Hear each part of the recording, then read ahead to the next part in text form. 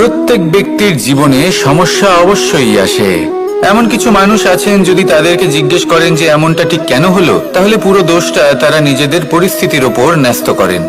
যে আমি তো এমন একটা পরিস্থিতিতে ছিলাম, আমি কিভাবে কিছু করতাম, আমার কাছে আর কোনো বিকল্পই ছিল না।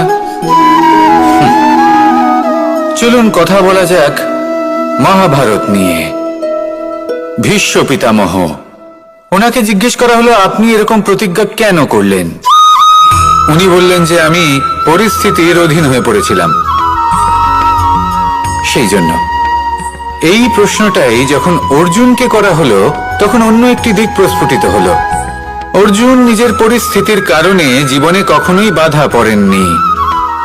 তিনি সিদ্ধান্ত নিয়েছিলেন সংঘর্ষ করার, সংসারের নিয়মের বিরুদ্ধাচারণ করার।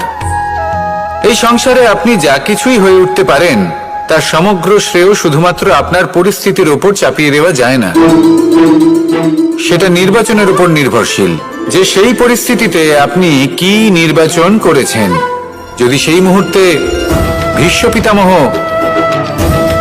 স্থিরতার সিদ্ধান্ত নিতেন, বিশ্লেষণ করার সিদ্ধান্ত নিতেন যে কি উচিত কি অনুচিত, কারা ধর্মের পক্ষে কারা ধর্মের বিপক্ষে, যদি শুধুমাত্র অস্ত্র হাতে ধৃতরাষ্ট্র এবং দুর্যোধনের বিরোধিতা করতেন, যদি শুধু এটুকু করতেন, তাহলে মহাভারতের মতো মহাযুদ্ধ কখনোই হতো না। সমস্যা সবার জীবনেই আসে, কঠিন পরিস্থিতিও সকলের জীবনে আসে। সেই ব্যক্তি এগিয়ে যেতে পারেন যিনি শ্রেষ্ঠ নির্বাচন করার ক্ষমতা রাখেন। তাহলে সেটাই করুন।